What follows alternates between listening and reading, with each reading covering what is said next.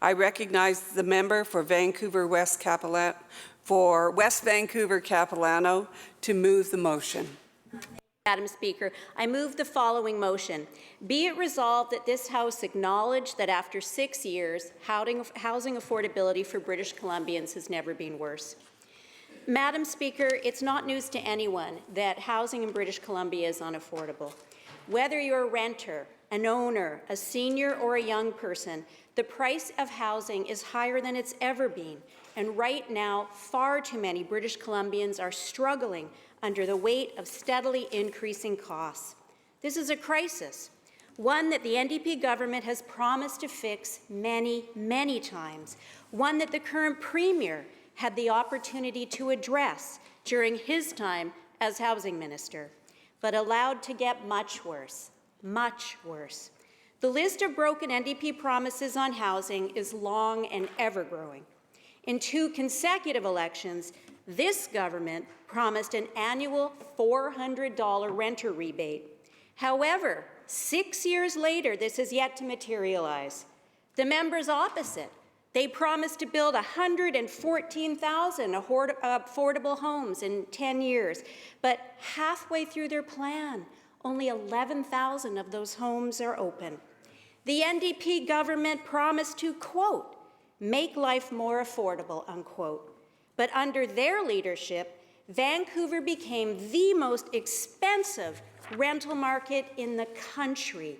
And according to RBC Economics, Vancouver is, quote, setting a new grim record, end quote, as owning a home has never been less affordable anywhere in Canada ever.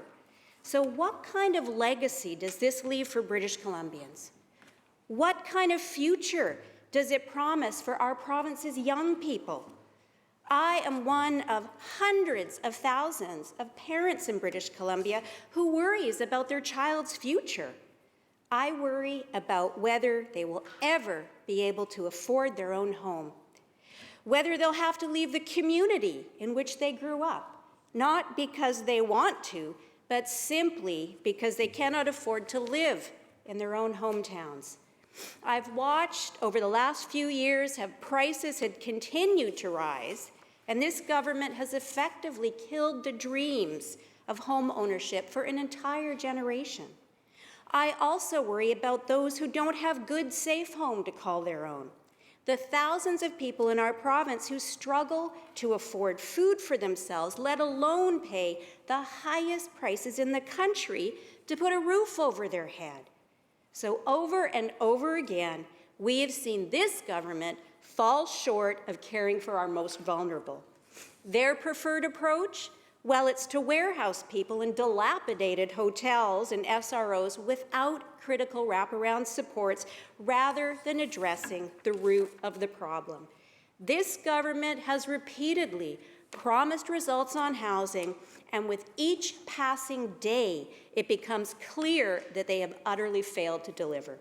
So now we have a new Premier in charge, one who failed to make any meaningful progress on affordability after 2 full years as Housing Minister.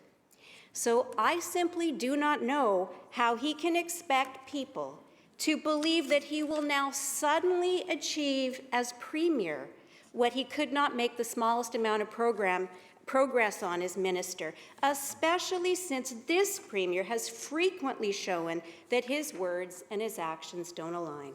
This is the person who spent years vilifying spectators and those who flip houses when he himself flipped his own taxpayer-funded condo, selling it for $150,000 in profit mere weeks before he would have had to pay the speculation tax for the first time. And this is the leader who says we must stand against all forms of racism and hate after he himself perpetuated racist narratives about the role of Chinese money in the housing market for years.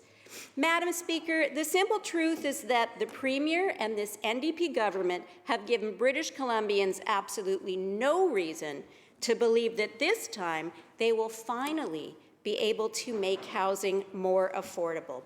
British Columbians deserve better. Thank you, Madam Speaker. Thank you, member.